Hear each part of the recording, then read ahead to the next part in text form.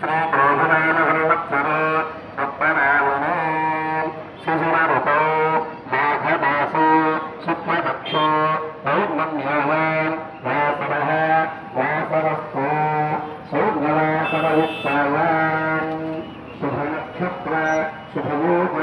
శుభకర్మ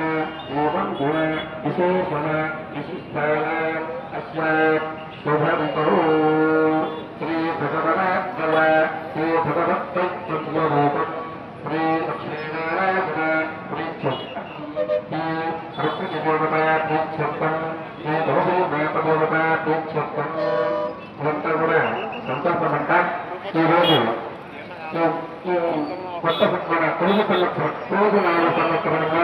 తర్వాత ఉత్తరాయణం శిశుర ఋతువు మాఘమాసం స్వస్థం ఆధ్యాత్మికాది భౌతికాది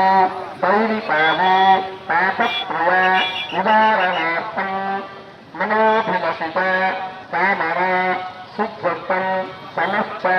మంగళ వాక్యర్థం శ్రీ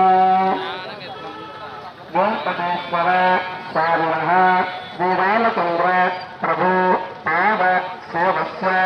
సమస్త దుష్ప్రభావ నిర్మూలన ద్వారా సర్వేషాం ఆస్తిక మహాజనానాం సర్వవిధ సుస్థిరత సిద్ధ్యర్థం విద్యా ఉద్యోగ వ్యాపార దేశ రక్షణాది రంగేషు సర్వతోముఖ అభివృద్ధి ద్వారా భారతవర్షస్య అభివృద్ధి సిద్ధ్యర్థం కర్షక కరణి కాదీనాం ఉపాధ్యాయ వైజ్ఞానిక శాస్త్రాణాం రక్షక భటానాం వైద్యాది కారణీనాం పారిశుద్ధ్య వాణిజ్య